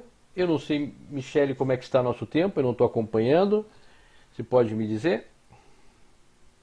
Tá tranquilo, Zomer. Tem um pessoal que perguntou até que horário ia. Agora são 20 horas e 21 minutos. Eu acho que agora mais poucos minutos aqui a gente já termina esse tema aqui. Daí encerra a palestra, tá? Era uma palestra mais longa, mas eu dei uma encurtada nela aqui. Tranquilo. Tá? Só precisa de tempo para as perguntas. Daí você pode fazer umas perguntas depois. Então, vamos lá. Então, assim, tucanos doentes. A gente pensa em capilária, mortes em tucanos. A gente pensa em capilária e a gente pensa na doença do acúmulo de ferro. E as hepatites, que eles também são bem suscetíveis às doenças hepáticas. Então, o que é a doença do acúmulo do ferro? Também é chamada do inglês Iron Storage Disease. A gente usou durante muito tempo e ainda usa hemocromatose. Embora o termo hemocromatose esteja mais dedicado, direcionado para uma doença que ocorre no ser humano. Então, assim, a literatura internacional tende a usar esse termo Iron Storage Disease, doença do acúmulo de ferro. Mas falar hemosiderose é o acúmulo de ferro em órgãos sem haver sinais clínicos ou comprometimento da função de um órgão. Já na hemocromatose, a hemocromatose é uma doença, daí nós vamos ter sinais clínicos. No meu trabalho de mestrado, que foi com tucanos, já faz um tempinho, eu fiz análise de material mantido em formol histopatológico de algumas instituições, e naquela época a gente encontrou nas amostras, no N, que eu agora não estou lembrado, 27% de prevalência de doença do acúmulo de ferro, ou seja, um quarto das aves que foram analisadas, mais de um quarto apresentavam a doença, e 37% das amostras apresentavam problemas hepáticos. É uma quantidade muito grande. Esses problemas hepáticos iam de fibrose, processo inflamatório, hiperplasia de dutos biliares, neoplasia hepática. Tá? Então, tudo isso pode acontecer. Porém, a Iron Storage Disease, a doença do acúmulo de ferro, ele é muito frequente em tucanos, e inclusive tucanos mantidos como pet, animais de companhia, com ração própria para tucanos. Isso acontece, pode acontecer. Mas como é que pode acontecer? Né? Ele não está consumindo uma dieta própria para tucano? Sim, mas existem vários outros problemas e outras inter-relações que precisam ser avaliadas. Então a doença do acúmulo do ferro, a patogenia, é que eu vou descrever de uma maneira muito rápida ela, né? Para não aprofundar. Mas para vocês saberem, é uma doença que ocorre em aves, que não só aves, mas mamíferos que têm uma predisposição genética para fazer a retenção, uma absorção maior de ferro no intestino e uma retenção do ferro no organismo. O ferro sendo absorvido nas vilosidades intestinais, ele é depositado, ele é armazenado em órgãos, principalmente no fígado. Então o fígado é um armazenador do ferro que vai entrar depois na formação da hemoglobina, é muito necessário esse elemento. Porém, se você reter demais, o seu organismo começar a depositar ferro de uma maneira descontrolada, você vai ter um problema. Então, depositar ferro é normal, depositar em excesso é uma doença. Então, essas espécies, vamos falar agora só dos ranfastídeos, eles têm uma predisposição genética evolutiva. Todos os tucanos conseguem absorver muito o ferro no intestino e depositar facilmente. Então, os tucanos, os ranfastídeos, existe um estudo numa outra espécie de ave exótica para nós, que também tem predisposição genética, a ave do paraíso, que se avaliou a capacidade de absorção de ferro no intestino, que chegou a 90%. Ou seja, de cada 10 partes de ferro consumida, 9 são absorvidas. É uma quantidade muito grande, né? Enquanto, por exemplo, os mamíferos, de modo geral, um camundongo absorve uma parte só, 10%. Então eles absorvem muito ferro e não param de absorver. Então, mesmo que o fígado seja abarrotado de ferro, o organismo continua não sabendo disso. O intestino continua absorvendo, não para. Então não tem um mecanismo de bloqueio de absorção. Então isso está relacionado a questões genéticas. Depois vem as suposições. Por que isso? Talvez por ser uma espécie frugívora e que precisa de ferro. As frutas não têm uma quantidade grande de ferro na sua composição. Então, quando ele consegue comer um filhote de uma ave, ela precisa absorver o máximo de ferro possível para hematopoiese. Tá? Então, possivelmente, isso se desenvolveu, né, evolutivamente para ser assim, porque é uma ave frugívora, basicamente. Então, existem esses fatores, que é próprio da família, e fatores nutricionais que levam a DAF. A ingestão prolongada e excessiva de ferro ao longo do tempo, e ferro de alta biodisponibilidade, principalmente ferro de origem da proteína animal, faz com que essas aves depositem uma quantidade imensa de ferro no fígado e em outros órgãos também. Tá? Então, comer demais. Por isso que eu falei no começo que a dieta dos ranfastídeos tem que ter uma baixa concentração de ferro. Por isso que a gente não pode dar ração de cachorro, ração de gato ou uma ração de papagaio. Algumas lesões que provocam. Aqui nós temos o coração.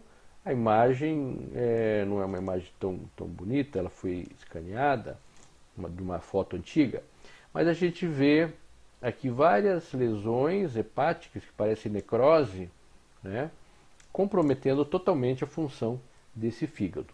Já numa outra ave, a gente percebe o fígado com uma cor vermelha intensa, mas ascite. Então, uma coisa também que pode ocorrer, não é frequente a gente ver ascite na doença de acúmulo de ferro, mas pode acontecer. Enquanto alguns pacientes podem parecer bem, o aspecto externo pode parecer bom do cadáver, outros apresentam uma aparência como essa ave aqui, com perda de penas, o bico descolorido, descamando, magro, um aspecto bem feio. Então, assim, não existe um padrão específico. Tá? Daí entra o problema do diagnóstico. Então como é que eu faço o diagnóstico da hemocromatose? Então a gente vai perceber que o diagnóstico acaba se tornando mais clínico do que propriamente um diagnóstico laboratorial. Por quê? Os exames de laboratório, eles possibilitam o diagnóstico? Não. Talvez você consiga até encontrar indicativos. Então tem alguns exames específicos, por exemplo, a concentração de ferro sérica ou plasmática. Aves que apresentam hemocromatose ou doença do acúmulo de ferro podem ter os níveis normais de ferro plasmático. Tá? Então, se estiver dentro do parâmetro normal, não dá para excluir. Existe um outro exame, capacidade total de ligação do ferro, que nessas aves estão dentro desse parâmetro de normalidade. Deveria estar alterado. Será que vai estar? Nem sempre. Saturação da transferrina. Você pode coletar sangue e pedir uma saturação de transferrina. É a proteína que transporta o ferro. Tá? Então, como é que está a saturação dela? 20 a 33%. Então, o negativo, não ter alterações nesses valores, por exemplo, ST, LT, LDH, não exclui a possibilidade de uma ave com hemocromatose ou doença do acúmulo de ferro. O diagnóstico por imagem ajuda? Ajuda. Então eu posso ter uma ave com o fígado aumentado, etc. Mas também não é um exame definitivo. Qual seria o exame definitivo? Biópsia hepática, né, que é chamado padrão ouro, e o exame histopatológico. Tá? Esse é o exame que você vai realmente dizer se o animal apresenta comprometimento hepático. Daí começam alguns problemas. Como é que uma ave já debilitada, fraca, né, sensível, suportaria uma biópsia hepática, sendo que o comprometimento do fígado pode levar inclusive a distúrbios de coagulação e uma hemorragia na biópsia hepática, né? Poderia ser uma hemorragia fatal. Então a biópsia hepática, embora não seja um procedimento de difícil realização, apresenta muitos riscos para o paciente. No meu trabalho de mestrado, eu trabalhei com cortes histológicos armazenados em laboratórios e criei padrões com um software, né, determinando uma taxa de siderose hepática. Então, aqui a gente tem 2 cortes histológicos, né, aqui com hematoxilina, eosina, e aqui com um corante específico chamado de azul da Prússia. Então, ele se une a esses depósitos de hemosiderina, indicando o ferro ligado a essas proteínas, e quanto mais azul, mais ferro acumulado. Então, há necessidade de pedir uma coloração específica. Dá para ver com a hematoxilina e eosina? Também dá para ver que existem depósitos, mas a visualização não é tão boa quanto com esse corante. Aqui nos 2 cortes a gente já vê o parênquima hepático bem alterado, bem comprometido, né? Toda a arquitetura histológica alterada. Tá? Dá para tratar essa doença? Então a gente tem a suspeita clínica. Viu que o tratamento o diagnóstico não é tão fácil assim. A gente pode fazer tratamento à base de flebotomias periódicas, semanais, tá? Retirada de sangue, porque a única forma do organismo se livrar do ferro armazenado é produzir sangue. Né? Produzir sangue. Então, é retirada periódica de sangue na tentativa de que aquele material depositado, aquele ferro depositado, seja usado na produção de hemácias. Usar quelantes que ajudam a retirar o ferro depositado em tecidos. Então, aqui nós temos 3 produtos, 3 fármacos. Né? Então, a desferroxamina, que é o clássico, a literatura dá ao longo em várias publicações, porém ele é de uso intravenoso difícil. Deferazirox, é via oral a vantagem, e a deferiprona é também por via oral. Então existem esses quelantes são caros, e o resultado clínico disso é contestável. Uma vez uma ave apresentando um comprometimento grave do tecido hepático, é muito improvável que você consiga recuperar esse paciente. Então, o melhor mesmo é trabalhar com a profilaxia. Tá? Então, dietas com baixos níveis de ferro, 80 ppm, evitar frutas cítricas que facilitam a absorção de ferro, evitar na alimentação a proteína animal que tem alta biodisponibilidade de ferro, e alguns autores têm sugerido o uso de quelantes naturais, por exemplo, chá verde, tá? Usar quelantes naturais para reduzir a absorção de ferro, porém sabendo que esses quelantes eles só vão dificultar a absorção, eles não vão remover o ferro que está lá depositado no tecido hepático. E fazer o diagnóstico ante e pós-mortem.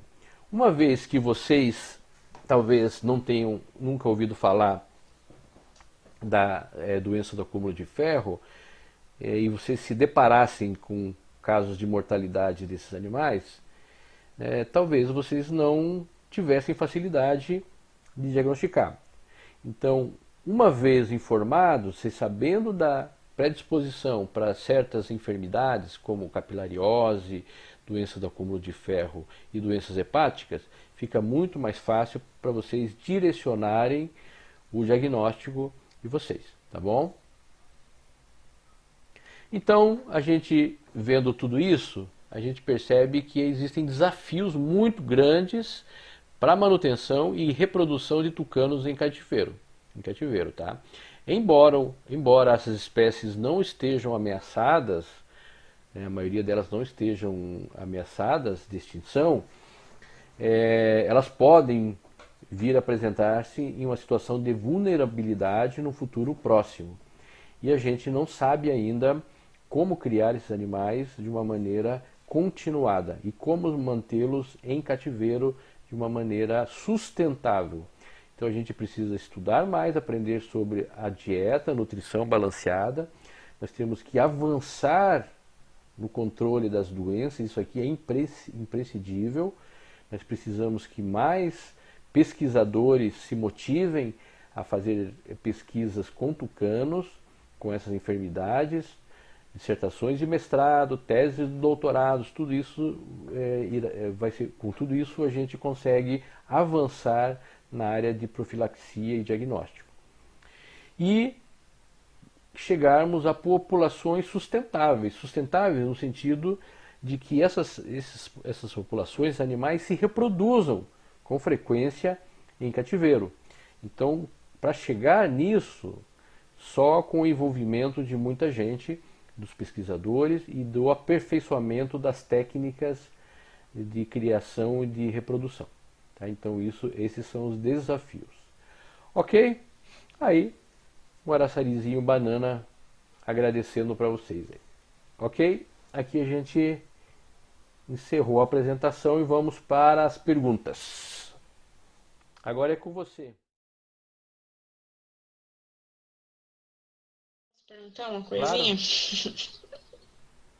Você comentou do chá verde na profilaxia. Uhum.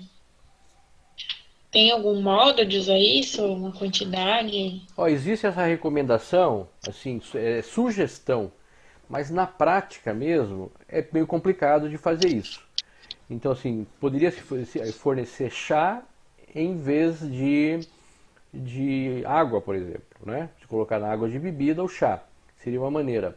Outra coisa é fornecer frutas verdes, por exemplo, tucanos gostam muito de bananas verdes. Então, se você tem acesso a um cacho de banana que está ainda amadurecendo, ele tem bastante tanino, tem bastante fitato, coisas que dificultam a absorção do ferro. Então, ele serve como enriquecimento ambiental, né, e também faz, às vezes, aí desse chá verde. Ah, legal. Tem uma pergunta da Soraya. Sobre nutrição, a boa proporção entre ração e alimentação nutricional. Alimentação natural, formulações recomendadas? Como é que é?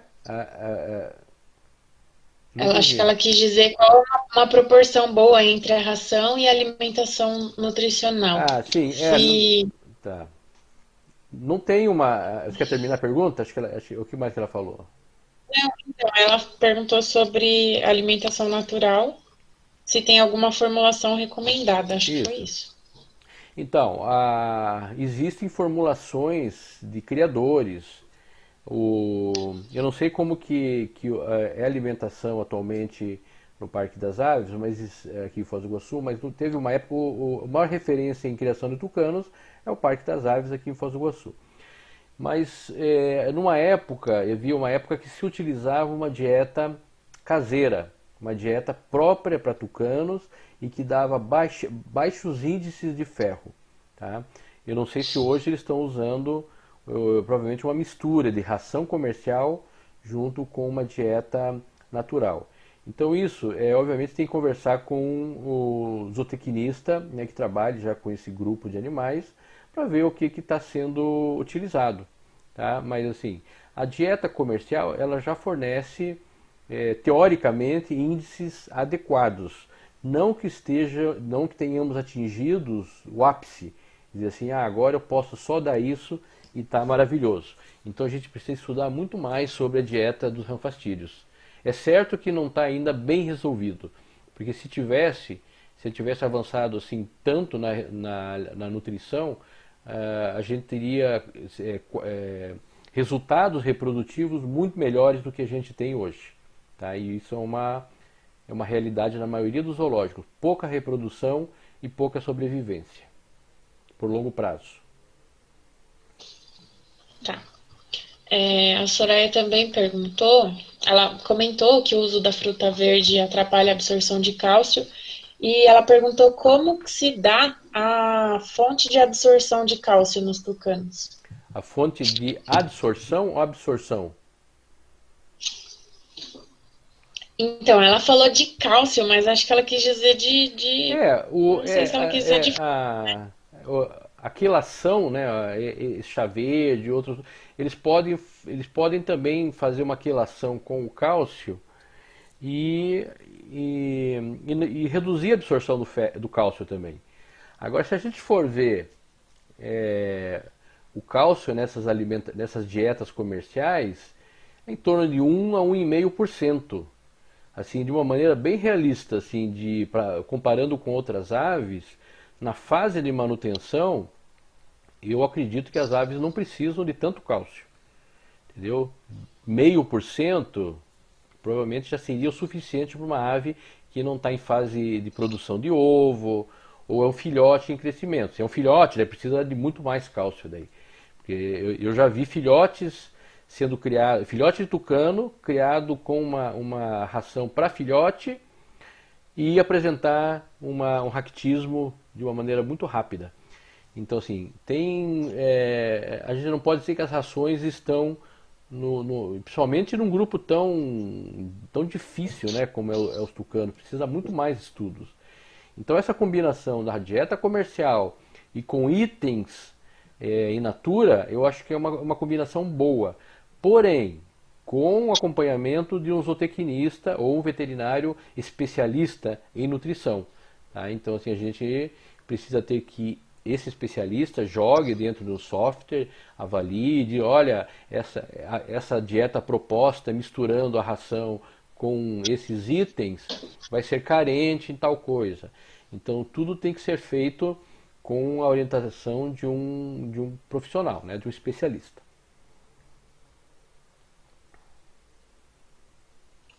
Tá, tem outra pergunta aqui, se estar em proximidade de pombos e galinhas influencia na capilária. Ah, eu acho que influencia sim. Influencia sim, porque às vezes essas capilárias elas aparecem em criações de uma maneira que a gente não sabe nem como.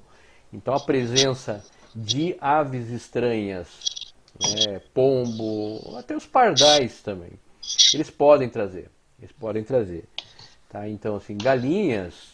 Então, o zoológico é um local fantástico, né, para acontecer, ter o parasitismo, porque tem aves de todas as espécies ali, de várias origens.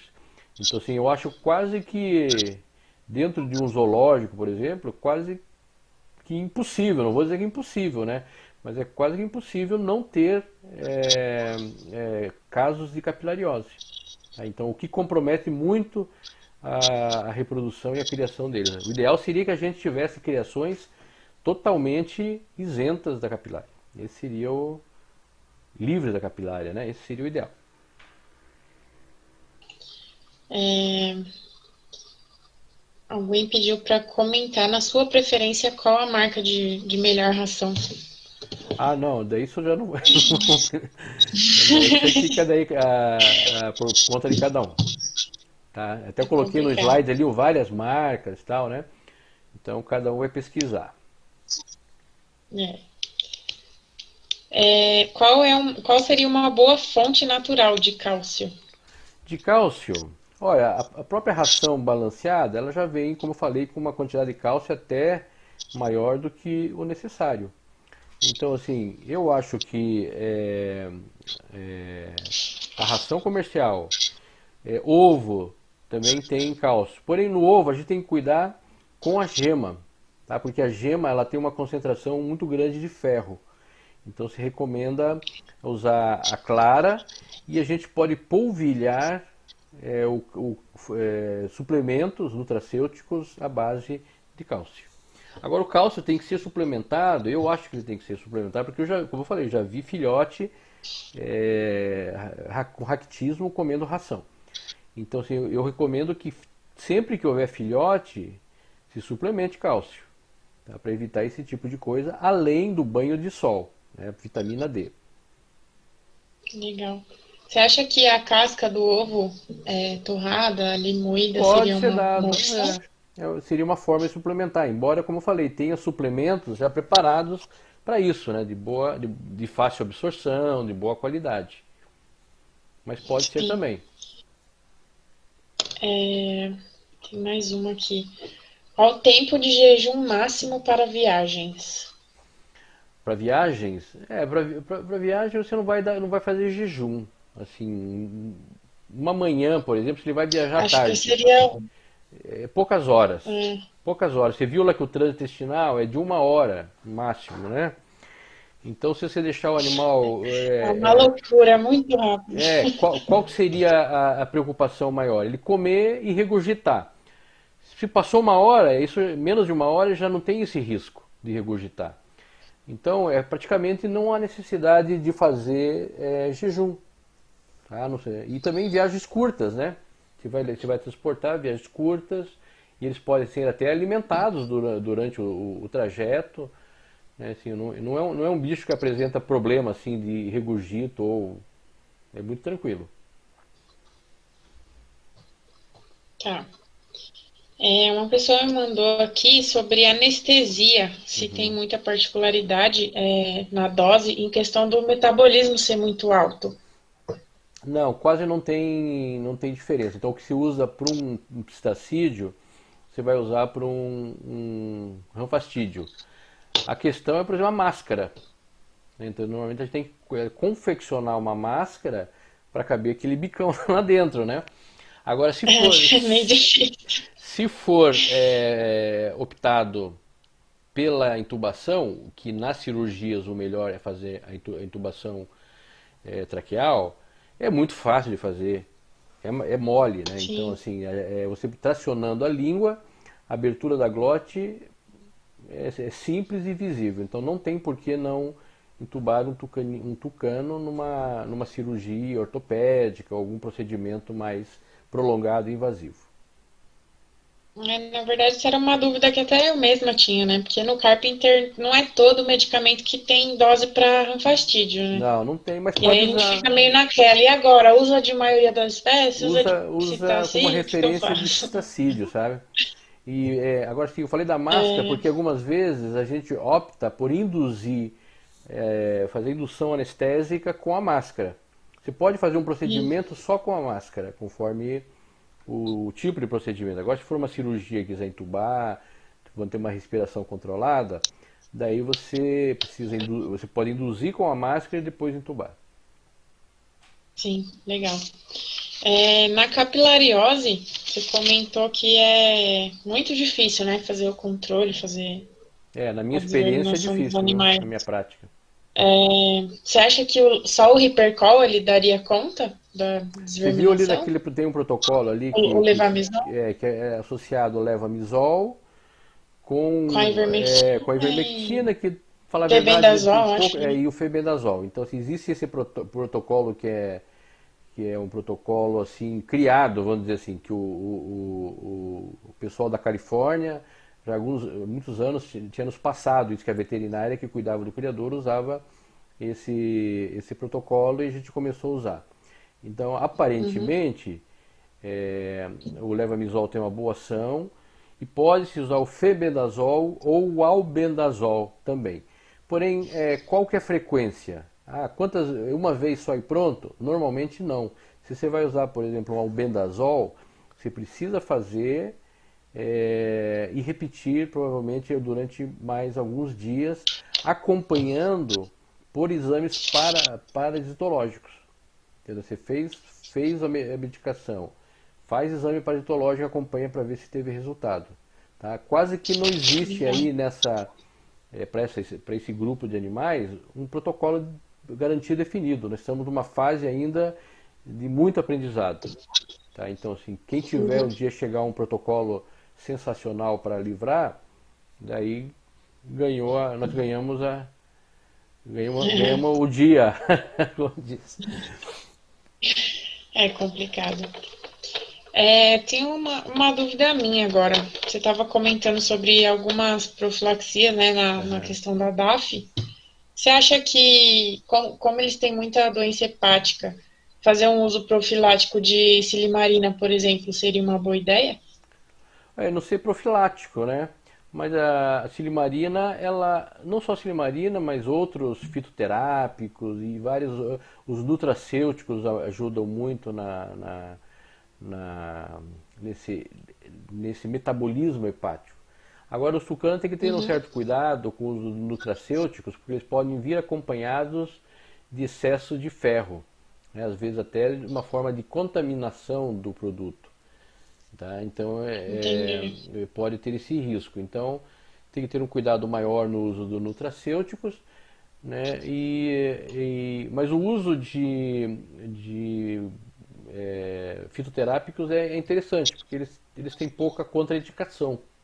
Tá? Então, Sim. não vejo o problema de usar por 2 meses ou 3 meses e para. Todo fitoterápico ele tem que ser usado por um certo tempo e dado um descanso. Normalmente, máximo 3 meses, daí descansa. Legal. A Soraya pediu para comentar os nutracêuticos recomendados para tucanos. Não, para tucano acho que é melhor você trabalhar com uma dieta balanceada. Tá? Eu acho que isso é o melhor. É. Então é isso. Se alguém tiver mais alguma pergunta, este é o momento.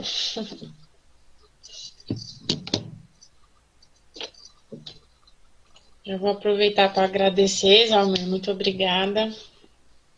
A gente já estava querendo fazer essa palestra faz um tempinho, né? Tinha conversado com você no começo do ano, mas Pois acabou é. que foi ficando, foi ficando. Mas deu tudo certo. E foi muito bacana. Tem uma pergunta aqui, se você tem alguma bibliografia recomendada para nutrição. Nós temos o tratado ali, né, que é o que tem de referência, o tratado 2 o um, né?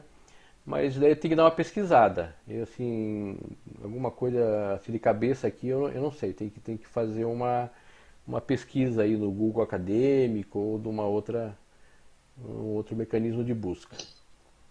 Eu posso ver. Tem uns manuaizinhos, mas a maioria é tudo em inglês, né? Olha, quem gosta de selvagem, obrigado, Laís. A Laís está, a Soraya também está agradecendo. Quem gosta de selvagem tem que dominar não, ler o inglês, né? Tem muita coisa, apesar que hoje a vida de vocês aí jovens está muito fácil, né? Hoje vocês põem ali no tradutor, sai tudo na hora, facinho, né? É verdade. Hoje ficou muito mais fácil de pelo menos ler, né? Isso tá bom. É evolução. É isso. Mas o melhor Tá ainda bom. é esse aqui, né? É isso aí. Esse tem um, hein? Deixa eu ver, mostra aí, quero ver. É um, né? É a primeira edição. Esse é o 1. Eu, tô- Esse é um, eu vou comprar o ó, 2 eu tenho agora. aqui, ó, tá, te mostrar também, ó. Ó, olha lá. Ó, Viu? esse merchan pode fazer. Agora o um, esse que você tem aí, esse livro não tem preço, porque ele não é produzido mais. Quem comprou, É ou quem tem, verdade. só vai conseguir comprar de alguém que esteja revendendo, ou de alguma. Só usado. E mesmo assim, difícil. Só Difícil achar. usado. Que legal. É Então tá verdade. bom. Eu te agradeço, Michele, agradeço a vocês pelo Eu convite. que agradeço. Espero que tenha passado uma boa informação para vocês aí. Tá bom? Obrigado, Geisa, todo Muito mundo. bacana. Obrigada, A- galera. Agradeço a todos, viu? Uma boa Obrigado, noite para tá? todo mundo. Até mais. Tchau.